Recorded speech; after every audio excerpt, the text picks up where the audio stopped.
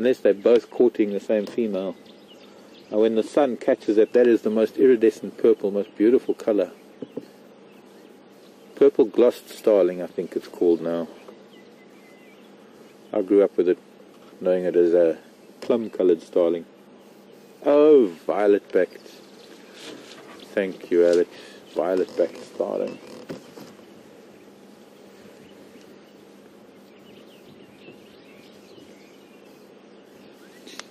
Oh, he's just battling. Soft sand, uphill.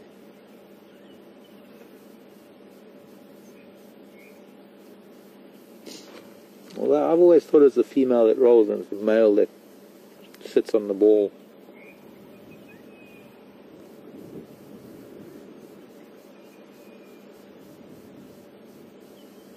Or it's the male that rolls and the female that sits on the ball.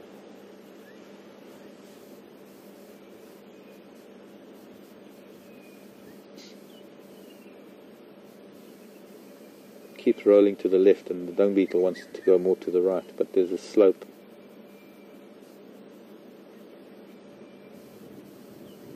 In the process of rolling, as you can see, there's a lot of sand building up around the dung ball, and what that does is it creates a very hard crust around the dung ball that helps maintain or retain moisture within the ball. And that ball, although that ball itself is probably going to be a nuptial ball, it's a ball that they'll use for mating, not necessarily for breeding.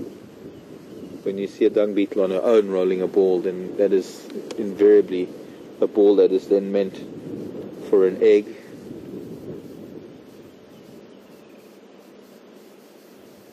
Nature does this to make sure that not only the dung gets spread in different places, and when they bury it, it acts as a little ball of fertilizer too, but also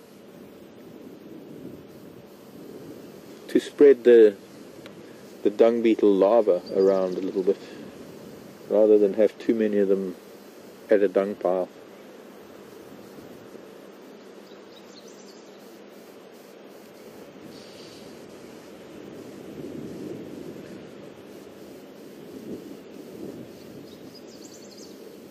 Just getting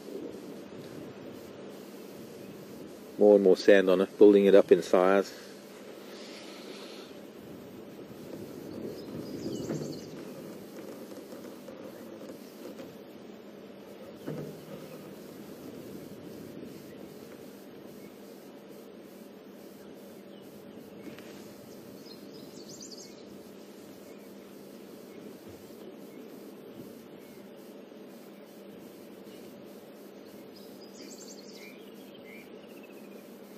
Yeah, the top of the ball gets some orientation, making sure it knows where it's going, and then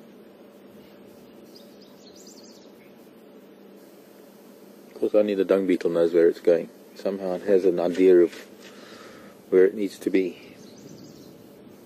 Getting a lot harder now, the sand is getting softer. Just incredible power.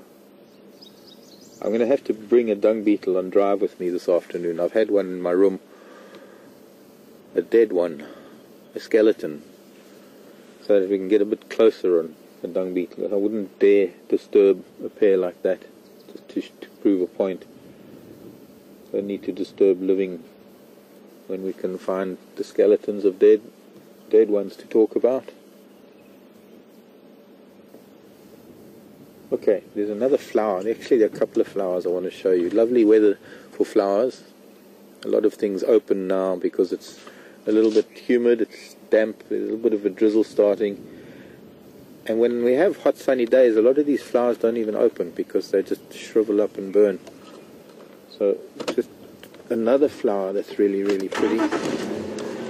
Add to the bouquet for Gloria. And anybody else who's feeling poorly is the yellow commelina. And we can get one facing us like Mickey Mouse ears. Commelina africana.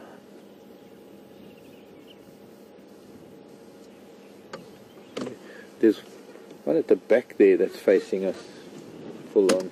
I'll just go a little bit forward. Or can you get it?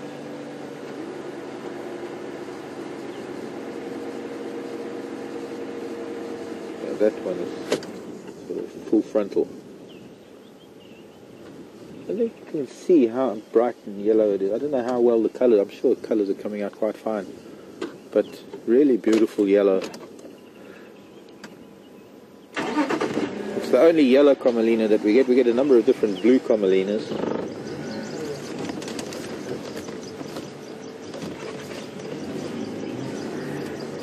Today's the morning for flowers because the other day it was too hot for flowers. They're just coming towards the end of their flowering season. Beautiful when they are in flower, full bloom. The softest leaf of all in the bush. Really lovely. Tissue paper soft.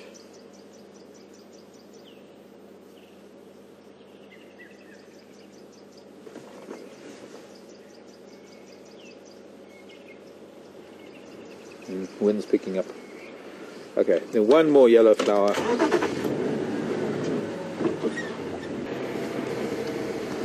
Asked me about it on a message or on